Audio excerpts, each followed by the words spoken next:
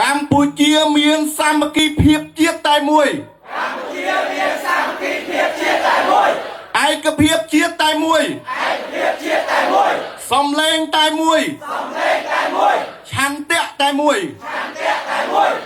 ថ្ងៃនេះខ្ញុំចង់ផ្ញើសារទៅមេតបភូមិភាគ2ដែរខ្ញុំចង់និយាយថាប្រជាជនកម្ពុជានិងប្រជាជនថៃមិនដែលមានអ្វីដែលជាការស្អប់ពើមគ្នាទេមានតែការរាប់អាននិងការឲ្យតម្លៃគ្នាតែការរុញស្ថានភាពឲ្យកាន់តែតានតឹងនេះគឺចាប់ផ្ដើមចេញពី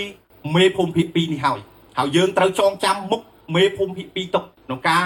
ប្រើភាសាអសិលធម៌មើលលើសម្ដេចតេជោដែលសម្ដេចតេជោប្រៀបដូចជាឪពុកយើងប្រៀបដូចជាឪពុករបស់ប្រជាជនទូទាំងប្រទេសជាឪពុករបស់យើងទាំងអស់គ្នា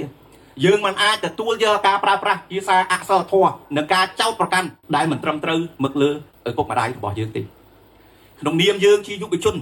យើងនៅពីក្រោយជានិច្ចនៅពីក្រោយទ័ពជួរមុខជានិច្ចដើម្បីជួយ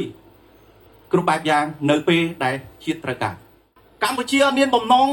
បង្កើតសង្គ្រាមទេកម្ពុជាចង់បានសន្តិភាពព្រោះសង្គ្រាមធ្វើឲ្យវិនាសសង្គ្រាមធ្វើឲ្យបាត់បង់អាយុជីវិតបាត់បង់គ្រប់បែបយ៉ាងយើងមិនអាចឲ្យមនុស្សម្នាក់បុគ្គលម្នាក់ព្យាយាមបង្កើតបញ្ហាព្យាយាមចោទប្រកាន់មកលើកម្ពុជាបានទេដោយប៉ុន្មានថ្ងៃនេះ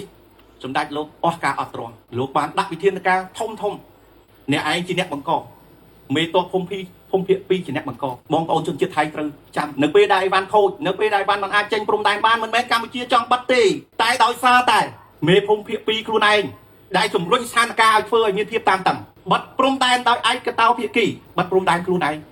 ដោយមិនមានសួរយោបល់ពីយើងអញ្ចឹងយើងអត់មានជំរឿសក្រៅពីឆ្លោយតបកម្ពុជាមិនមានកំហុសទេកម្ពុជាមិនមែនជាអ្នកចាប់ផ្ដើមមុនកម្ពុជាមិនចង់មានសង្គ្រាមកាប់សម្លាប់គ្នាទេប៊ុនស៊ីនបាតខ្លាំងជាមេភូមិភាគ2ដែលបង្កបញ្ហាកើតឡើងដល់រហូតដល់ស្ថានភាព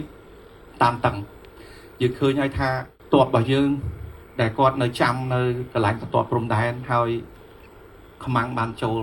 បាញ់សម្លាប់អស់ម្នាក់ហើយវាជាវិបត្តិសេរីមួយសម្បីតែថ្នាក់ដឹកនាំកម្ពុជាក៏លោកបានលើកឡើងពីបញ្ហានេះបាទសូមស្មឹងស្មាតដើម្បីគោរពវិញ្ញាណក្ខន្ធយុទ្ធជនជួរមុខដែលបានពលី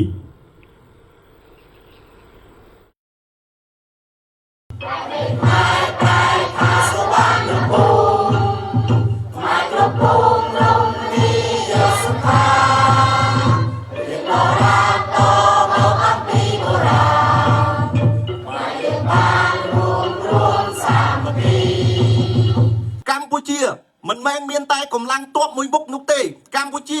មានកម្លាំងយុវជនមហាជនរាប់លាននាក់នៅឈរជាប់ជាមួយកងទ័ពឈរជាប់ជាមួយរាជរដ្ឋាភិបាលស្មារតីជាតិតែមួយកម្ពុជាជ្រើសរើសសន្តិភាពនិងច្បាប់អន្តរជាតិមិនរើសយកសង្គ្រាម